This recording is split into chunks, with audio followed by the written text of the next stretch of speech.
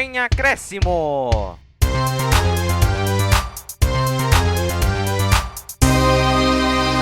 Fala pessoal, tudo bem? Começando aqui mais um podcast Vem Acréscimo, seu podcast favorito de terça-feira que traz um resumo de como é a semana dos grandes campeonatos paulistas. E um breve resumo já vamos começar falando da semana do Palmeiras. Mais um título, tríplice coroa do Palmeiras. O ano 2020 foi ruim para alguns e bom para o palmeirense, te falar.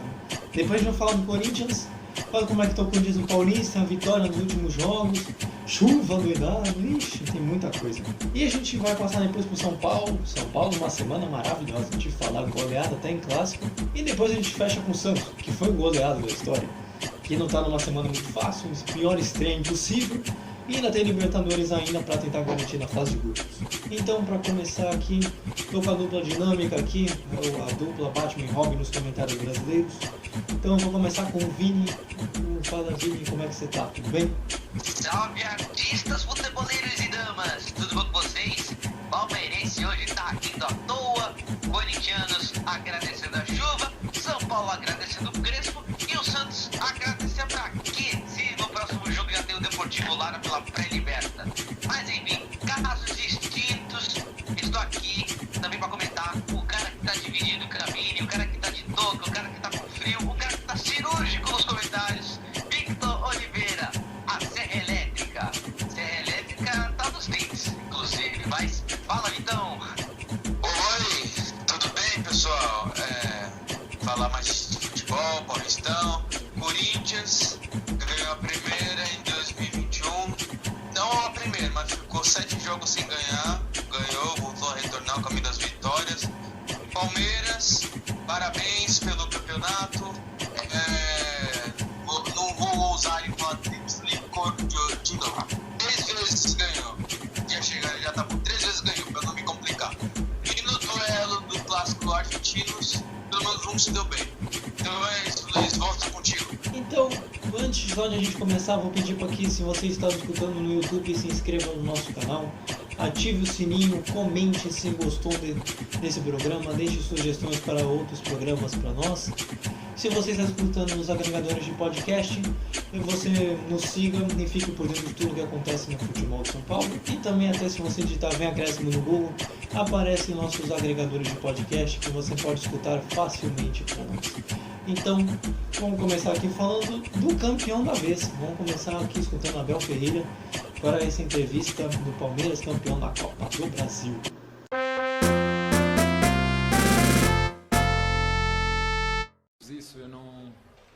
Eu não penso nos títulos, eu penso no processo, eu penso na forma que tenho de trabalhar, penso na forma que tenho que liderar os meus jogadores, penso na forma que tenho que os convencer que o caminho é este. Mas como disse, eu não prometi títulos quando aqui cheguei na minha primeira conferência de imprensa. Prometi qualidade no meu trabalho, prometi dedicação, prometi valorizar o futebol, seja de que maneira for, com a minha opinião, com a forma de jogar, valorizar o nosso clube, que é grande e nós queremos continuar a elevar ainda mais alto o seu nome, e logicamente valorizar os nossos jogadores.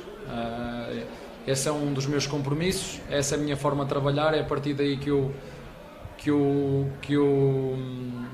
vendo a minha ideia, as pessoas porque de facto... Você escutou aqui a entrevista do Abel Ferreira, depois do título da Copa do Brasil. Mas, antes só de falar da Copa do Brasil e também na Copa do Brasil, o Vitor aqui vai trazer um resumo de como foi a semana do Palmeiras.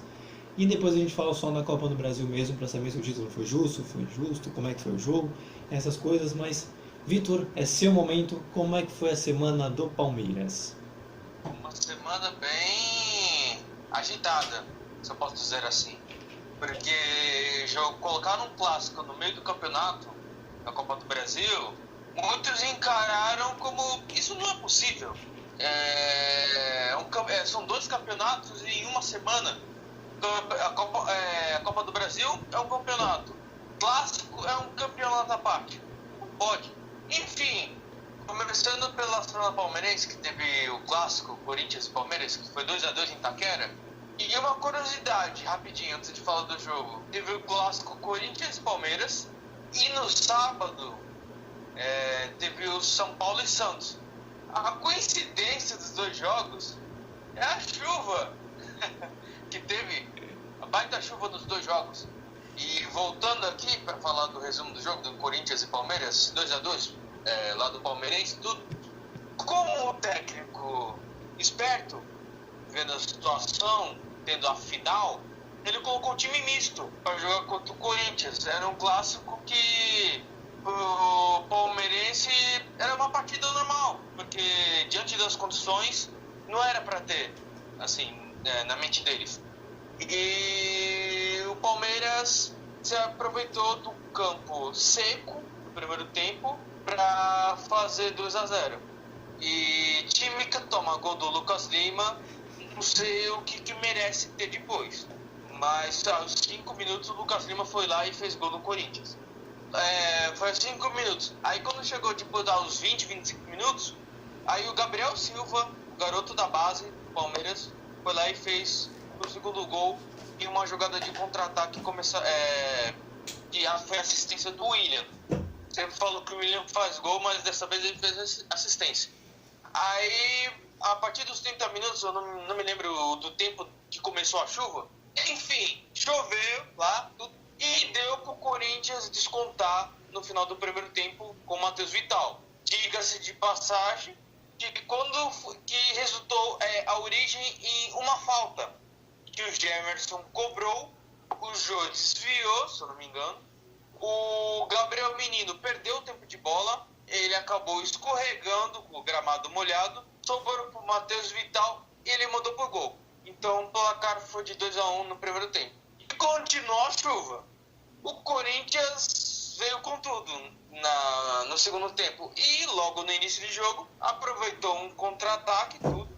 E o Matheus Vital deu uma bela assistência para o Rodrigo dos Santos Varanda, foi pai aos 14 anos de idade, ou seja, a base vem forte, e foi lá e fez o gol de empate. E conforme foi passando o tempo, a intensidade da chuva foi diminuindo, e com isso as equipes foram toma lá da cá. Um atacava, outro respondia. Ia pra lá e ia pra cá, toda hora.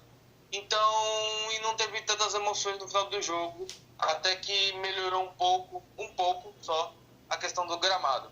No final, eu vejo que esse placar de 2-2, diante da situação, foi o melhor placar para resumir esse jogo. Porque o Corinthians sofreu surto de Covid antes da partida, e o Palmeiras poupou os titulares visando a Copa do Brasil.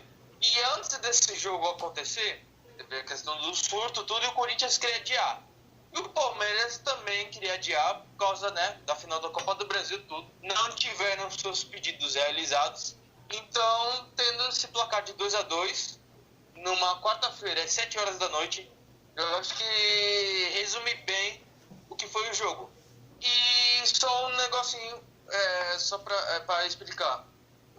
Para explicar a minha explicação para finalizar. O Palmeiras fez o 2-0 quando o campo estava seco. Na minha opinião, se o campo tivesse seco os 90 minutos, o Palmeiras teria ganhado a partida. Porque estava jogando muito melhor que o Corinthians. E o Corinthians só começou a fazer os 2 gols quando a chuva apertou. Então o Corinthians tem que agradecer a chuva, São Pedro, pelo esse placar de 2-2. Agora, de quarta-feira, pulamos para domingo. O jogo da Copa do Brasil, Palmeiras e Grêmio, o Grêmio e Palmeiras e Grêmio, bate no peito.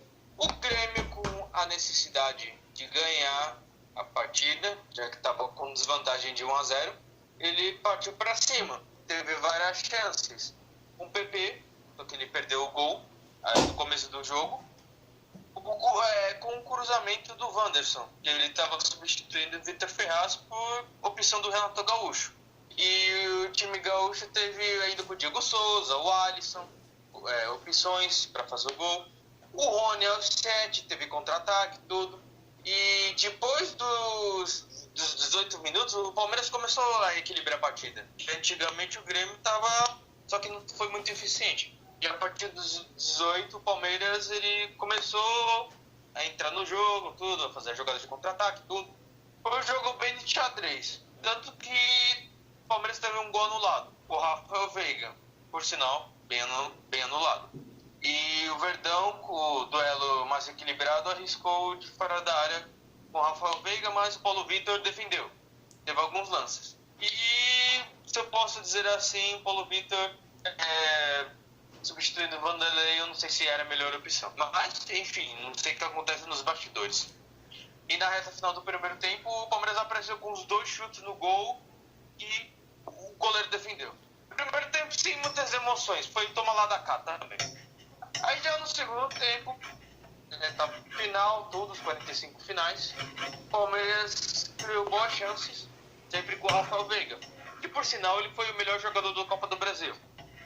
E o Grêmio respondeu tudo com o Tassiano, ou seja, na escalação do Grêmio ele fez mudanças, colocou o Wanderson e o Tassiano no lugar do Vitor Ferraz e do Jean-Pierre e não colocou o Ferreirinha, e muitos estavam criticando ele por essa substituição. E o Grêmio, apesar de ter muita posse de bola, o Palmeiras se aproveitou muito do contra-ataque. Tanto que o Wesley, o garoto da base, fez o gol de um contra-ataque. 1-0 Palmeiras, uma vantagem esplêndida. E o Grêmio teve chances de empatar com o Tassiano, só que ele não pegou firme na bola e o goleiro defendeu.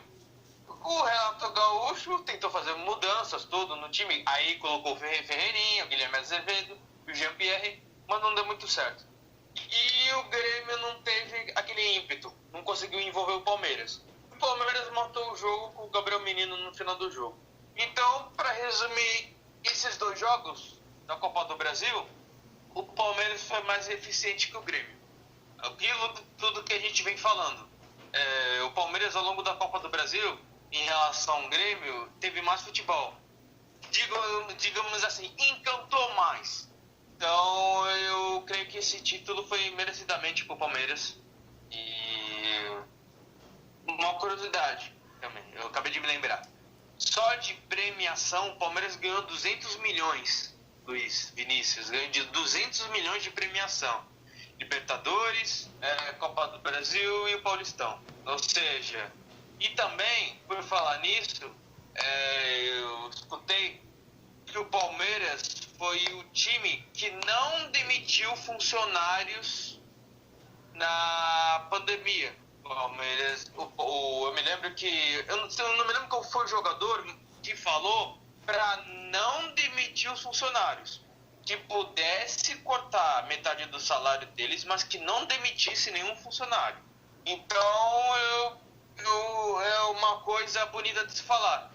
O Palmeiras não demitiu nenhum funcionário, mas conquistou 3 títulos. Ganhou 200 milhões de premiação. Pode pagar todo mundo, pode pagar os jogadores. Porque eu me lembro que quando foi na Libertadores ou Mundial, se eu não me engano, os funcionários do Palmeiras fizeram um corredor o ônibus passar e aplaudindo o time. E dando força, entendeu? Então eu acho isso uma atitude muito boa. E eu, aproveitando, comentei para ser um final feliz para o Palmeiras. Então, foi merecidamente o título do Palmeiras. É contigo, Luiz. Só antes de eu perguntar na Copa do Brasil essas coisas, eu gostaria só de também ressaltar 2 coisas. Primeiro, com o clássico entre Corinthians e Palmeiras. O Palmeiras não colocou nada também nas suas redes sociais, que por causa que ele estava fazendo também um protesto também. O Corinthians cobriu o jogo no seu Twitter, que nem a gente faz no nosso Instagram. Só que a diferença é que o Palmeiras não fez em formato de protesto por não ter adiado o jogo por conta da Copa do Brasil. E também, essa que você me contou no final me lembrou um pouco a história do Flamengo. O Flamengo, que é tido como, até pelo menos no início da temporada passada, era tido como o clube mais rico do Brasil, demitiu também bastante funcionário, não teve perdão, demitiu mesmo, não tentou fazer readequação, não cortou salário, cortou funcionário mesmo, e foi alvo de muitas críticas, e eu sou uma delas. Eu fui um crítico na época quando o Flamengo fez esse tipo de coisa, porque se é um clube tão rico não precisa demitir. E eu acho que o Palmeiras, pela sua boa ação, está pagando por isso, positivamente, e o Flamengo negativamente, apesar de ter levado o Campeonato Brasileiro. Mas a gente sabe também que teve um pouquinho de sorte também. Então, só de agora falando da Copa do Brasil mesmo, O Palmeiras ele ganhou bem, né? Dá pra dizer que o Palmeiras voou assim na Copa do Brasil. Tudo bem, entrou nas oitavas e essas coisas, mas não tem do que reclamar da campanha palmeirense, né? Eu acho que de A a Zinco, maravilha, né? Como dizia um certo comercial. Sim, realmente, Luiz. Não tem muito o que falar. Foi merecidamente. O tetracampeonato palmeirense. E, nossa, foi a primeira vez desde 1993 que o Palmeiras ganha 3 títulos. E é o segundo título do Abel Ferreira na carreira, se eu não me engano. De técnico. Isso. E assim, né, até o Vini, se ele quiser, ele tá muito quieto, mas ele pode comentar também. Vocês acham que o Paulo Vitor... Eu acho que o Paulo Vitor teve uma contribuição enorme para esse título do Palmeiras. Principalmente no segundo jogo. Para vocês é justo as críticas? Eu critico principalmente pelo segundo. O primeiro ainda não vejo tanta falha. Mas o segundo eu achei que ficou muito na cara de que, sabe quando o cara não tá bem? Porque essa bola foi embaixo dele, é uma bola completamente defensável. Vitor, pra você, o que você acha? Se o Vini quiser, depois ele também pode ter a palavra. Não, realmente, Luiz, eu concordo contigo. O primeiro gol não tem muito o que fazer. Foi uma batida cruzada assim, a bola podia muito bem bater nele e ir pra dentro, bater nele pra fora, mas quando a fase tá boa, bate no goleiro e entra. A questão do segundo gol, realmente, passou debaixo dele, alguma coisa assim. Às vezes a fase técnica não tá muito bem do jogador, e essa também é minha crítica, que eu não via motivo pro Paulo Vitor ser titular e o Vanderlei no banco. Será que o Vanderlei jogou muitas partidas do Campeonato Brasileiro e o Renato quis usar o Paulo Vitor nessas 2 partidas? Não sei, opção de bastidores. Por mim, eu mantive o Vanderlei. Eu acho ele mais goleiro que o Paulo Vitor. Eu tô contigo também. Vini, você quer comentar alguma coisa ou posso passar direto para os próximos jogos e eu já falo contigo direto? Também concordo com vocês, era melhor mesmo ter sido o Vanderlei nos 2 jogos do Grêmio e do Palmeiras. E eu acho que o momento do Paulo Vitor no gol não era tão bom assim. Mas também era melhor ter sido o Vanderlei mesmo. E agora vamos passar para os próximos jogos. O Palmeiras ele enfrenta o São Caetano e a Ferroviária e pelo Campeonato Paulista. Vini, o Palmeiras foi campeão na Copa do Brasil. Tu acha que agora você acha que vai ser equipe completamente reserva e pouco importa, entre aspas, ou até a fase mata-mata do Paulista? O importante só é passar? Olha, por um momento do Palmeiras, que teve um 2020 suado, de muitos jogos, de remarca, jogo lá e cá, eu acho que nesse Campeonato Paulista, eu acho que eles vão lançar mais os titulares pro mata-mata. Nesse momento que a gente está em disputa de rodada, mano a mano, fase de grupos, eles vão utilizar mais a equipe reserva, ou seja, vai usar a base, literalmente. Porque assim o Abel Ferreira vai olhar para os jovens e vai ver assim, se eles vão brigar para ser titular ou se eles vão destoar. Mas será um momento de testes e também de muita folga, porque o Palmeiras veio de um ano extremamente cheio, um ano de muitos jogos, e um descanso para os titulares será muito bom, e também será também bom para os garotos também mostrarem serviço, aqueles que estão na reserva. Então, a gente fecha aqui... pode falar, Vitor, desculpa. Não, Luiz, já pedi, porque o Palmeiras 79, 80 jogos com hoje. 78, acabou a se não me engano. temporada 2020. O Palmeiras acabou a temporada 2020 hoje. E dia 11 de abril vai ter Supercopa, Palmeiras e Flamengo.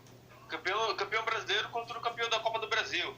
Dia 11 de abril. Ou seja, daqui a pouco, basicamente. Então, eu discordo só um pouquinho do Vinícius, que eu acho que nesse Campeonato Paulista, o Palmeiras vai com o time misto. E é bem provável que, aí sim, no mata-mata, aí alguns titulares vão ter vindo de recesso, um pouquinho de férias, assim, e eu acho que eles vão por mata-mata.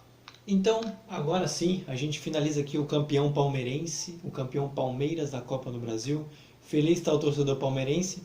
E agora a gente vai para o maior rival também, que fez o clássico também durante a semana, que a gente vai falar do Corinthians.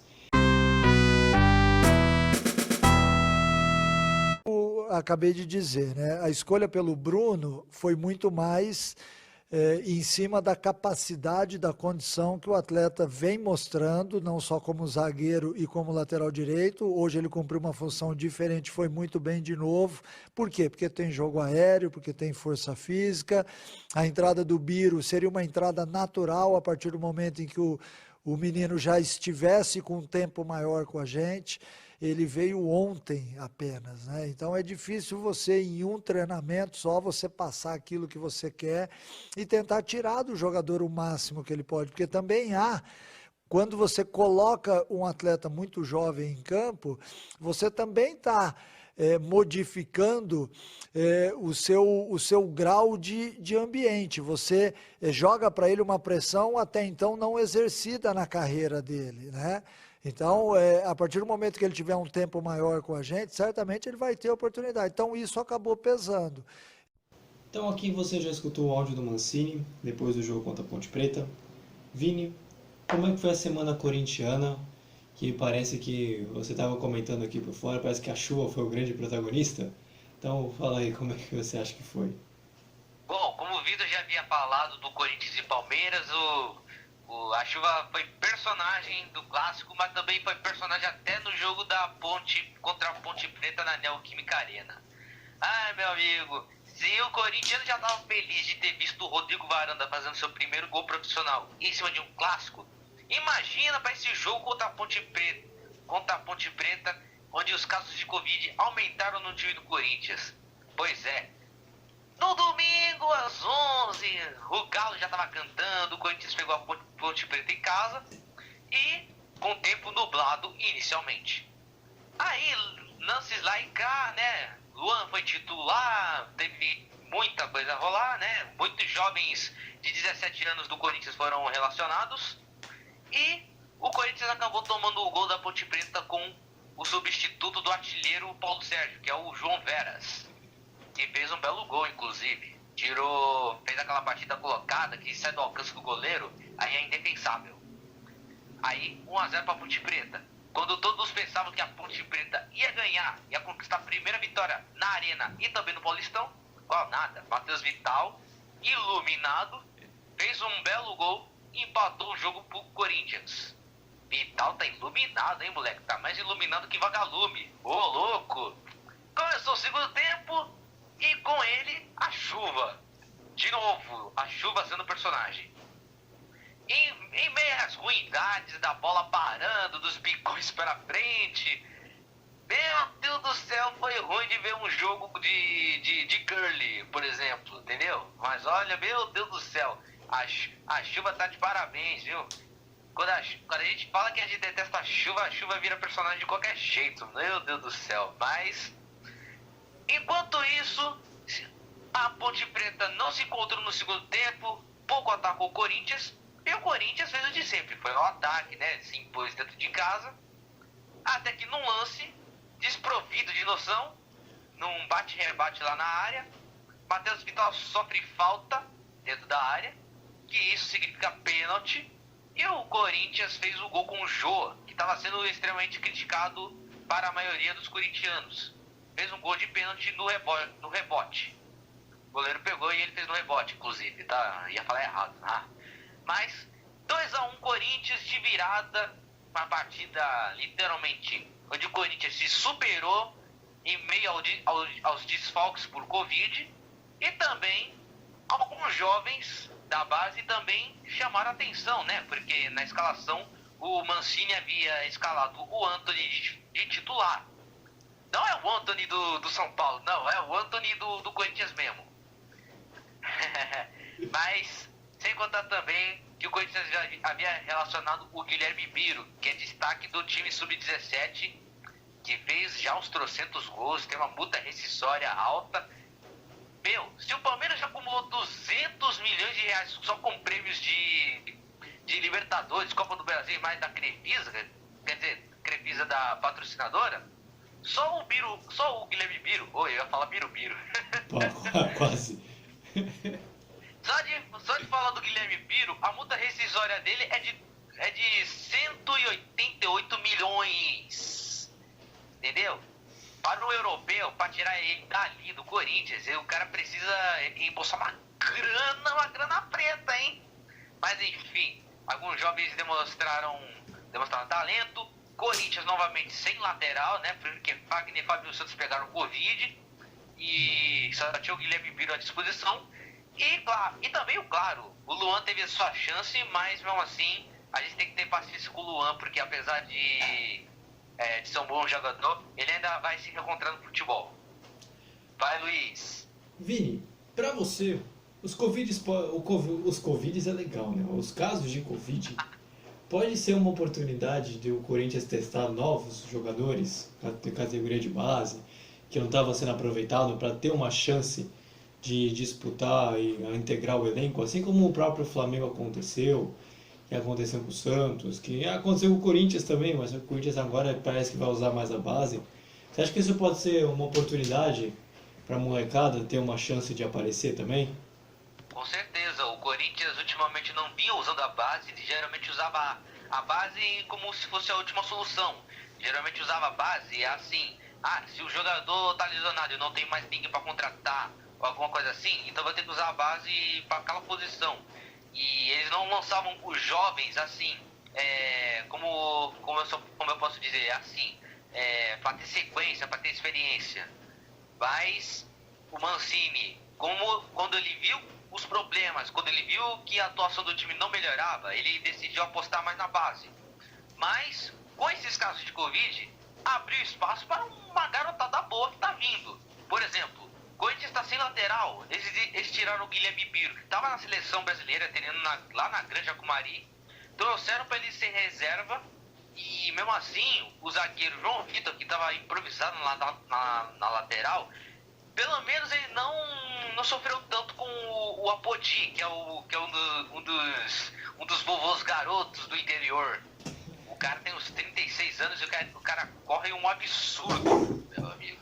Mas enfim, mas o que o Corinthians também tem que ver também, não é que assim, tipo, ver também, mas sim dar mais oportunidades para mais jogadores. Por exemplo, já deu oportunidade pro Antony, já deu oportunidade pro Adson, que andou fazendo Copa São Paulo e andou participando de alguns títulos do Corinthians no Sub-17, quer dizer, dos títulos da Copa São Paulo de 2017, que foi a última vez que o Corinthians conquistou o título. E sem contar também que o Corinthians agora vai precisar mais de lateral e também de volante, inclusive, né? Porque o Cantilho, ao invés de esquecer de mencionar, foi expulso durante a partida. Putz, grilo. Então, Vini, pra você, pelo futebol, o Vitor ele tinha colocado quando falou no Palmeiras, que estava vindo 7 jogos sem ganhar, ganhou agora contra a Ponte Preta, tá tendo casos de Covid. Você acha que o corintiano, o torcedor, pode ter um pouco de sofrimento nessa temporada? Você acha que vai sofrer um pouquinho? Talvez por causa de Covid, talvez por causa do Covid ainda, ou por talvez más atuações, que nem essa que o Corinthians conseguiu quebrar só agora. Então acho que vai ser um ano meio pegado para o torcedor corintiano, assim? Olha, Luiz, todo corintiano está acostumado com sofrimento, pra falar a verdade. Todo corintiano já nasce com sofrimento, assim, já na veia, entendeu? Não tem como. Porque se a gente for ver as partidas do Corinthians e a gente vê o contexto do que rola nos bastidores, a gente vê que é tudo na base do sofrimento mesmo. Então, o Campeonato Paulista, o Corinthians pode até sofrer, mas com certeza ele pode chegar até o final. Então, vamos citar aqui, agora com o Vitor, rapidinho, os próximos jogos. O Corinthians vai jogar agora contra o São Caetano também, só que no domingo. O Palmeiras joga na quinta-feira, no meio da semana, e o Corinthians joga no domingo. Você acha que o São Caetano, Vitor, para você tem tudo para fazer uma... Não vou colocar uma semana horrível, né? Mas assim, vai enfrentar o Palmeiras e depois vai enfrentar o Corinthians. Acho que o Corinthians pode ter uma chance também de ganhar do São Caetano no fim de semana. Você acha que é possível assim? Ou a fase é tão ruim que nem sabe? Então, Luiz, eu concordo que vai ser uma semana não muito boa para o São Caetano. Vai enfrentar o Palmeiras, depois o Corinthians. Porque o São Caetano ele subiu de série, contratou um monte de jogadores, mas não tá aquele time que disputou a Libertadores, não foi? Não tá aquele time de 2004. Tá reconstruindo o São Caetano. Só tem um ponto no Campeonato Paulista, se eu não me engano. Um ponto ou nenhum. Que eu acho que perdeu do Bragantino, mas deve ser um ponto que o São Caetano tem. À frente do Palmeiras. O Corinthians tem uma chance de chegar à segunda vitória contra o São Caetano no Anacleto Campanella, domingo às 4 da tarde. Exatamente isso. Então, Vitor, continua comigo, que agora a gente vai falar do São Paulo. Que se tem um torcedor também que está feliz, é o torcedor São Paulino, apesar de não ter ganho nenhum título. Então agora a gente vai pegar o áudio do Crespo.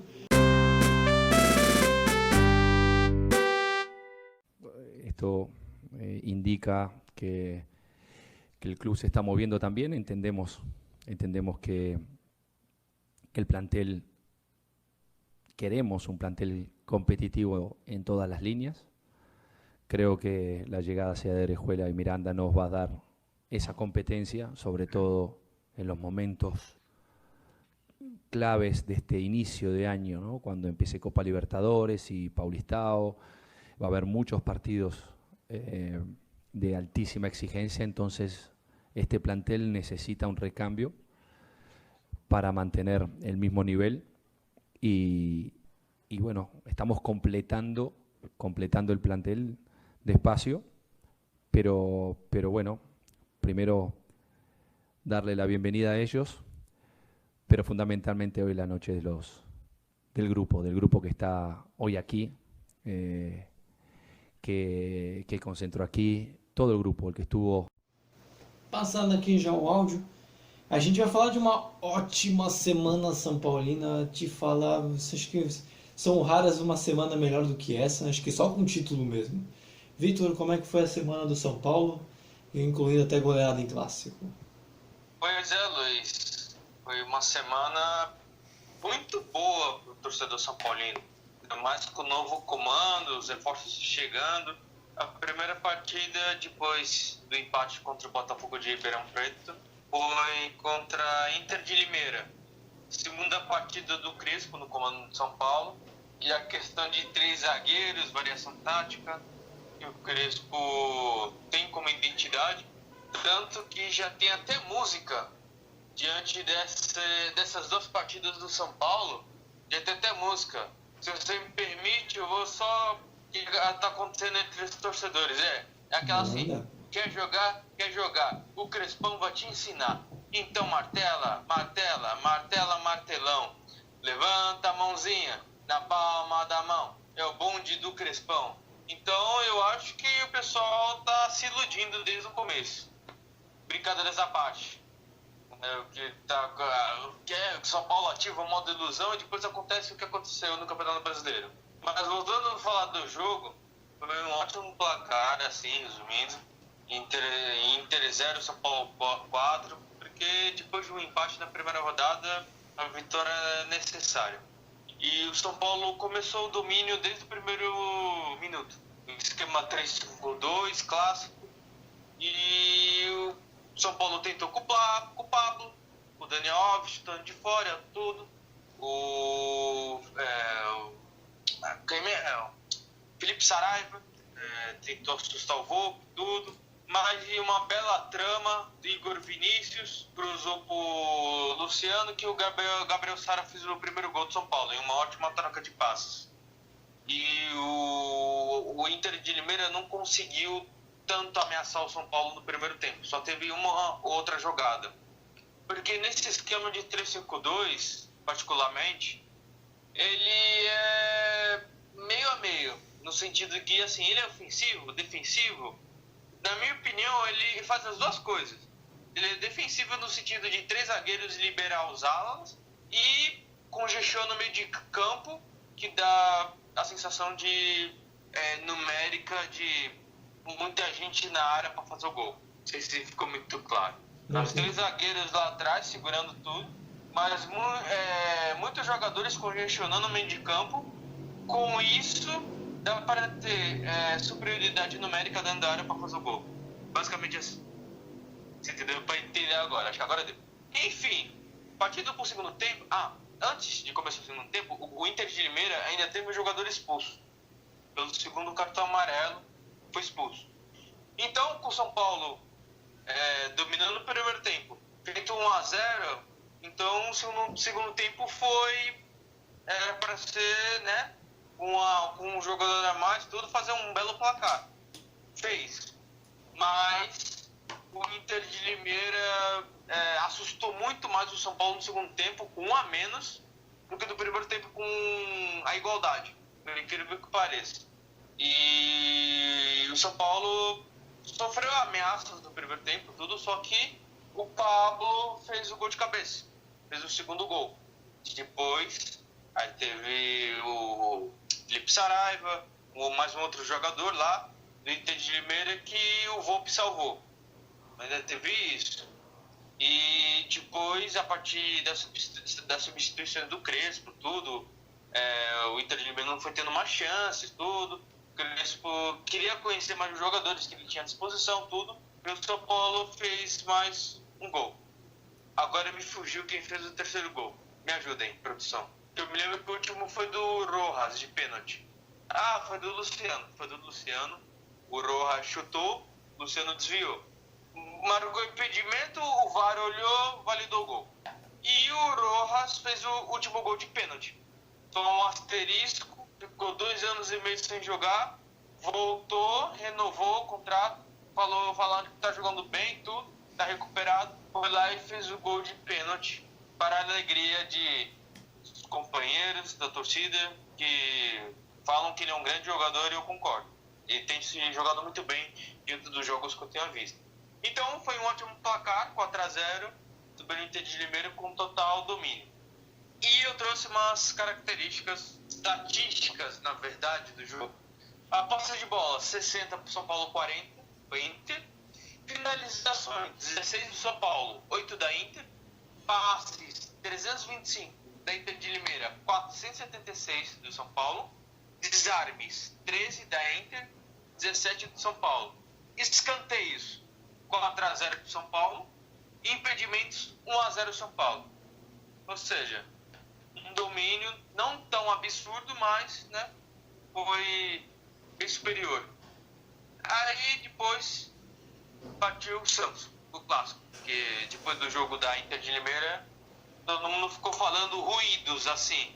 Ah, com o Botafogo, o Inter de Limeira é uma coisa, vamos ver no clássico como é que se sai. E o São Paulo deu uma bela resposta. Lembrei de mais uma coisa. Ah, meu Deus, minha mente está muito atrasada. O São Paulo foi recebido por pipocas. Pipocas na Inter de Limeira. Time pipoqueiro, essas coisas. Mas, voltando pro sábado, Sansão, muita chuva, que nem do clássico Corinthians e Palmeiras, muita chuva. E o primeiro tempo não tem muito o que falar, assim, porque teve muita chuva, então estragou a estratégia dos dois técnicos argentinos, diga-se de passagem, então não teve tantas emoções. Só o Santos que foi melhor um pouco no primeiro tempo do que o São Paulo. E principalmente com o Soteldo. O Soteldo fez grandes jogadas, ele foi, como posso dizer, fez o terror na defesa do São Paulo, tudo. E esse foi o primeiro tempo, não teve tantas emoções. A Poça não ajudou, achou, tudo. Aí no segundo tempo, começou, o Crespo fez uma substituição, saiu o Arboleda, entrou o João Rojas, desfez o esquema de 3 zagueiros, porque o Arboleda se machucou, e o Santos não entendeu a estratégia do São Paulo, a mudança de tática. E o São Paulo fez o gol na cobrança de escanteio, gol do Gabriel Sara, e a partir do primeiro gol deslanchou. Aí o Luciano fez o gol, a bola desviou no Luan Pérez. E o terceiro gol foi um bonito gol do Pablo, de cobertura. Um belo lançamento do Igor Vinícius. E o último gol foi gol do Perninha. Acho que chamar ele de Perninha, acho que nem é um xingamento. É mais pelos gols que ele tem feito, com a Perninha. Nos últimos... Não é que últimos 3 jogos, mas nas últimas 3 partidas, o Titi fez gol com a perna esquerda. Foi com o Atlético Paranaense, no Brasileirão, contra o Grêmio e agora a última, se eu não me engano. Tá bom. Foi um bom jogo do São Paulo, assim. O Santos foi a primeira partida do Ariel Roland, de alguns titulares, mas o São Paulo foi superior no jogo inteiro. É isso. Então, esse foi o resumo da semana. Eu queria, Vitor, para você acha que uma goleada como essa pode dar um... Não vou dizer que pode mudar a temporada, porque eu acho que a temporada é muito longa para um jogo só. Mas você acha que esse resultado é crucial para o Crespo se manter pelo menos mais tempo no cargo? Porque agora fica uma expectativa muito grande em cima do São Paulo. Mas acho que o Crespo tem tudo para se dar bem, assim, com esse resultado ele ficar mais tranquilo, ele sofrer menos pressão, caso daqui para frente não tenha tantos resultados positivos? Concordo, Luiz. Tem aquela questão que uma vitória nesses moldes, e já que o Crespo foi contratado agora, ele tem aquela questão de adaptação, o time comprou um técnico estrangeiro, vai demorar para vencer, porque ele ainda está se acostumando com o clube e tudo. E quando tem essas duas vitórias de goleada e um empate, dá mais tranquilidade para ele.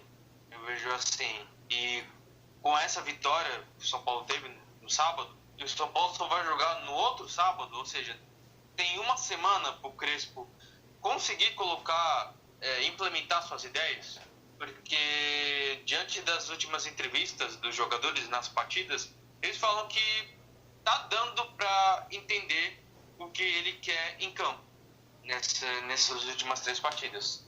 Tá começando a entender os conceitos dele. E eu acho que com isso o Crespo vai ter mais tempo para ficar no São Paulo.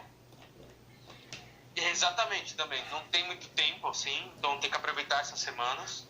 Essa semana que ele não teve, já que vai jogar no sábado. E uma coisa também que eu esqueci de falar, que era a questão... Olha, hoje eu tô difícil. É a questão das estatísticas. A posse de bola do São Paulo, 51 contra 49. Bem equilibrado. Finalizações, 11 do São Paulo, 4 do Santos. Passes, 286 contra 285. Diferença de um passe que o Santos contra o do São Paulo. Desarmes, 20 do São Paulo, 23 do Santos. Escanteios, 4 do São Paulo, 3 do Santos. Impedimento 2-2. Então foi um jogo, vendo pelos números, bem equilibrado a partida. Não foi aquele, caraca, o São Paulo amassou o Santos. Não, vendo pelos números, o Santos teve mais desarme, teve mais passe, a posse de bola ficou, né, na mesma amplitude, tudo, questão de escanteio, impedimento. O São Paulo foi mais eficiente, aproveitou o segundo tempo com um gramado um pouco seco e fez o placar de 4-0. E você acha que agora o crespismo pode dar certo com esses novos reforços do Orejuela e principalmente do Miranda? Concordo, né, Luiz? Porque são 2 jogadores que tem... Não é que tem história, assim. O Orejuela tem o histórico de que ele é um bom jogador, que ele é uma boa opção ofensiva, defensiva, ele tem força física, vai e volta toda hora, dá uma consistência. E o Miranda é pela história, pelo currículo, pela experiência. Então eu acho que eles vão agregar bastante valor tudo para o São Paulo, pelo esquema tático que o Crespo está jogando. Se for 3 zagueiros, Miranda, Bruno Alves e Arboleda. Se com os 2, o Bruno Alves com a Arboleda, em 2019 o São Paulo foi a melhor defesa, imagina com o Miranda junto em um sistema, né? E eu só tô fazendo uma suposição aqui. E com o Orejuela na ala direita, fazendo uma lateral direita, tudo, então vai dar uma bela consistência no São Paulo. E o São Paulo é uma boa, porque não contratou em 2020, assim. Com a nova gestão tá contratando e não tem muito dinheiro, então tá sendo muito certeiro. E agora, Vini, pra gente fechar aqui falando do São Paulo, o Vitor já cantou, já comentou, já soltou, que o próximo jogo é contra o Novo Horizontino no sábado. E o São Paulo, você acha que dá pra manter essa fase, pelo menos pelos próximos jogos, depois dessa goleada com o Santos? Acredita-se que depois de uma goleada sobre um clássico, eleva a moral, a autoestima, fica lá no talo. A torcida do São Paulo fica extremamente contente por uma goleada em clássico, até porque goleada em clássico não é tão normal da gente se ver todo dia, entendeu? A gente até falou do 4x0 do Palmeiras sobre o Corinthians, só que também o 4x0 do São Paulo e Santos também reflete algumas questões, né? Porque assim, o Crespo já estava treinando o time desde a primeira rodada do Campeonato Paulista. Já o Holan já estava no seu primeiro jogo. Então, de 4. Mas fazer o quê? Contra o Novo Horizontino, o São Paulo é favorito com certeza. Depois dos resultados que a gente viu, de 4x0 para Inter e um 4x0 num adversário difícil que é o Santos, você contar também do empate em 1x1 contra o Botafogo, que foi a estreia do Crespo, o São Paulo é extremamente favorito contra o Novo Horizontino, com certeza. Então, para o torcedor feliz São Paulino, a gente termina a nossa parte falando do tricolor paulista por aqui. E agora a gente vai para o goleado da história, que foi o Santos, que não vai ter semana fácil também.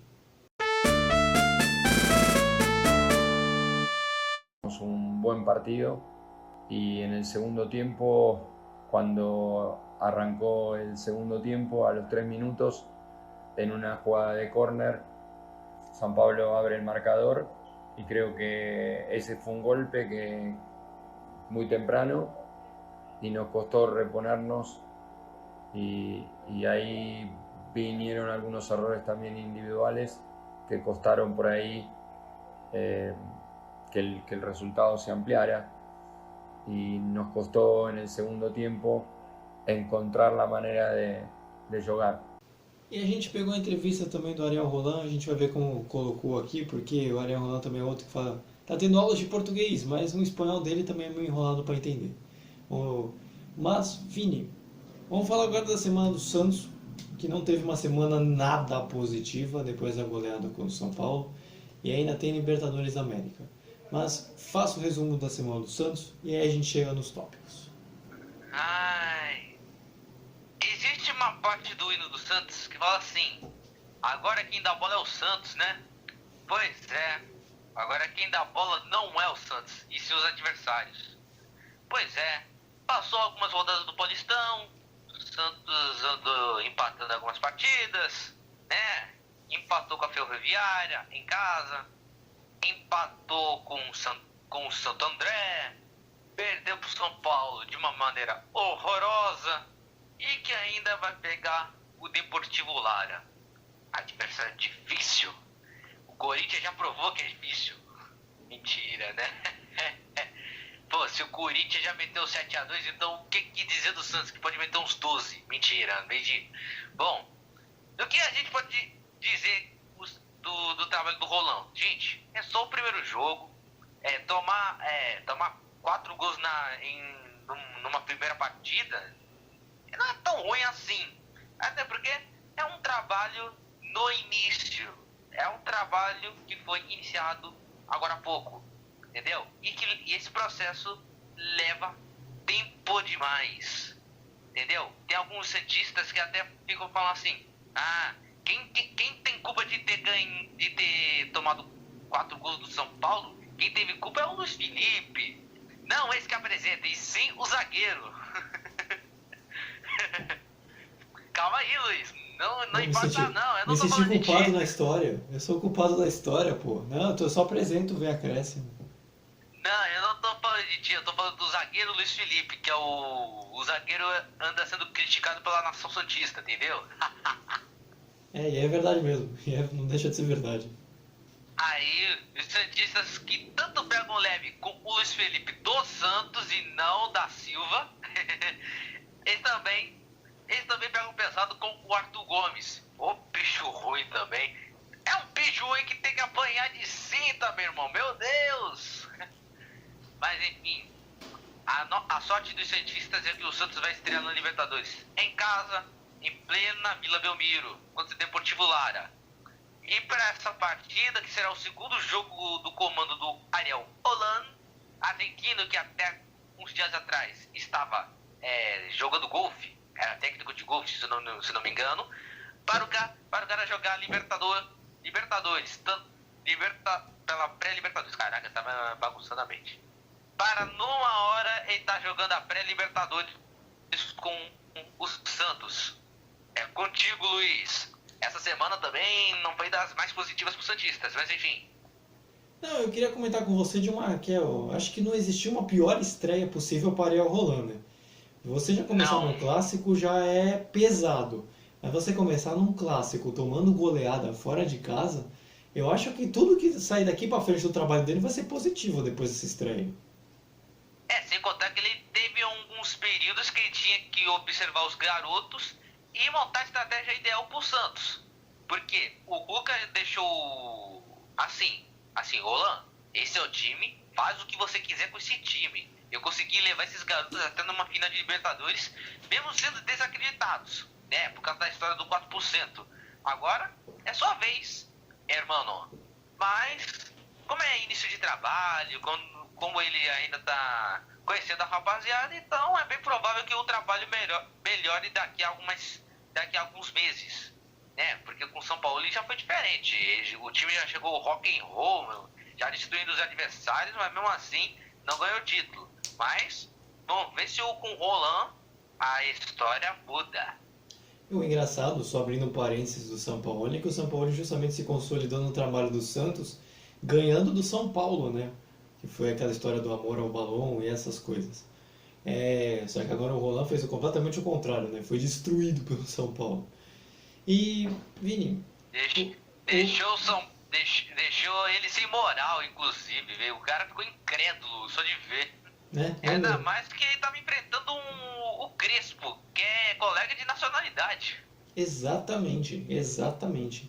E você acha que o Santos, de repente, pode ter mais sorte na Libertadores?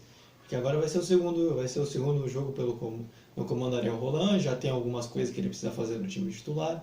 Você acha que o Santos dá para passar, pelo menos, ou fazer um bom primeiro jogo contra o Deportivo Lara para garantir a classificação?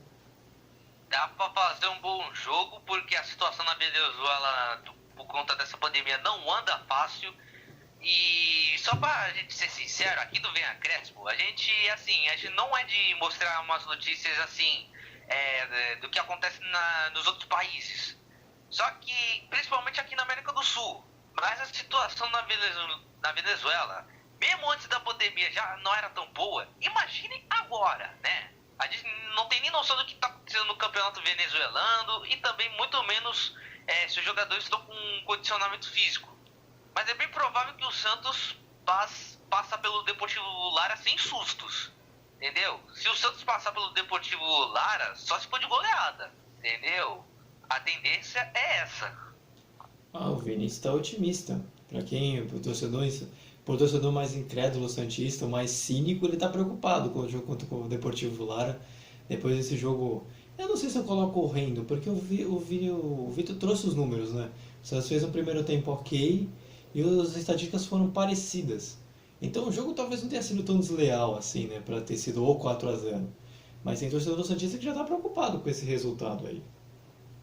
Aí se o Santos se juntar a Corinthians e São Paulo de eliminados na pré-Libertadores, aí, meu, quem vai ficar feliz com isso tudo é os palmeirenses, porque se eles já estão felizes com a tríplice coroa, imagine de ver os seus rivais sendo eliminados na pré-Libertadores, olha, ia ser uma vergonha que não ia ter fim. Literalmente a história do Santos ia estar manchada com uma eliminação na pré-Liberta. Agora, Vitor, pra gente fechar aqui falando dos times e também falar do Santos também, eu quero saber o que você acha do Santos na estreia com o Deportivo Lara. O Vinícius já comentou, mas o Santos vai jogar no meio de semana contra o Deportivo Lara na Vila Belmiro e depois joga contra o Ituano pelo Campeonato Paulista. Então acha que a chance do Ariel Roland se redimir e fazer 2 jogos interessantes e espantar esse fantasma da goleada do São Paulo? Sim, Luiz.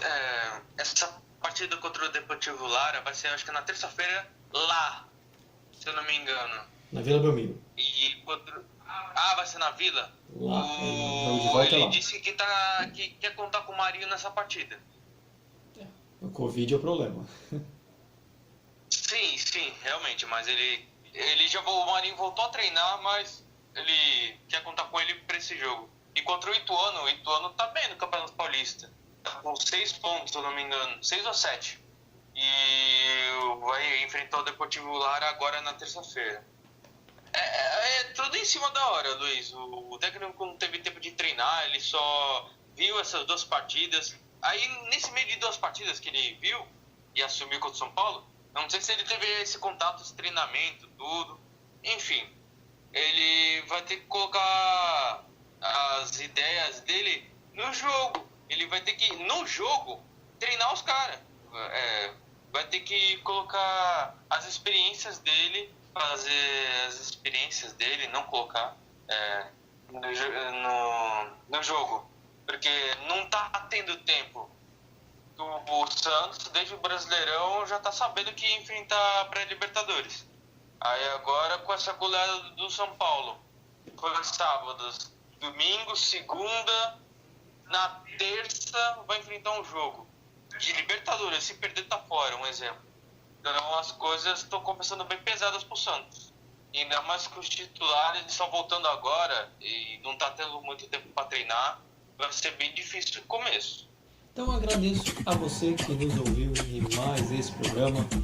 Trouxemos aqui todo o resumo também dos campeonatos, de tudo como foi, o Palmeiras foi campeão e tudo que você já escutou. Agradeço ao Vitor e ao Vinícius por ter feito mais esse programa comigo. Você pode nos encontrar no YouTube, digitando Vem Acréscimo. Você pode nos estiver escutando pelos agregadores. Se você estiver escutando pelo YouTube, você pode nos achar nos agregadores, que vai estar alguns na descrição. Nos siga no nosso Instagram, que vai estar na descrição também do vídeo. E se você estiver escutando pelo YouTube, curta, se inscreva, ative o sininho e comente para também dar outras sugestões de temas pra gente. E agora eu quero saber só se o Vini tem frase pra gente. Qual é, Vini? Solta aí. Eu tenho uma frase sim, e ela é sobre a vacina. O que eu posso garantir pra vocês é que vai ser uma furada. Essa furada que tem muita gente torcendo, viu? Te falar. Então, Vini já pode se despedir, aí depois o Vitor vai e a gente também se despede. E a gente volta sexta-feira para nossa live e terça-feira que vem para o nosso programa também. Bom, meus queridos, minhas queridas, obrigado por mais um podcast, obrigado por nos aturar no nosso episódio de hashtag 27. E ficamos por aqui, graças a Deus, as coisas estão indo bem, ou mal, não sei lá, mas o que importa é que estamos em casa, com saúde, com dinheiro em dia também. E também a gente faz o nosso melhor, que é trazer as melhores notícias e a melhor informação mais rápido possível. Sem contar também que a gente é contra fake news, entendeu? Porque ultimamente o Vem Acréscimo andou recebendo mensagens falando de fake news, sobre falando de uns assuntos adversos aí, falando umas coisas absurdas. E só pra também, que assim, a gente aqui do Vem Acréscimo só publica informações verdadeiras, tá ok? Então qualquer coisa, aqui é Vem Acréscimo e aqui é informação de qualidade sobre o futebol paulista. Que vem Acréscimo, Brasil! Vitor, seu momento também agora. Incrível! Para finalizar, o Abel Ferreira tem alguns meses, ele já está aqui no Brasil, e ganhou uma Copa do Brasil. O São Paulo tem 91 anos no Brasil e nenhuma Copa do Brasil. O que isso significa? Nada. Mas, só para deixar relatado, então, boa noite, obrigado por vocês terem acompanhado o podcast. Obrigado pela atenção, pelo carinho e até mais. Valeu, pessoal. Então, valeu pessoal, até terça-feira que vem para o nosso podcast. E fica atento no canal que vai ter mais conteúdo, pode ter certeza disso. E também acompanhe nossas lives também, que a gente sempre faz sexta-feira. Então valeu pessoal, fui, tchau Brasil!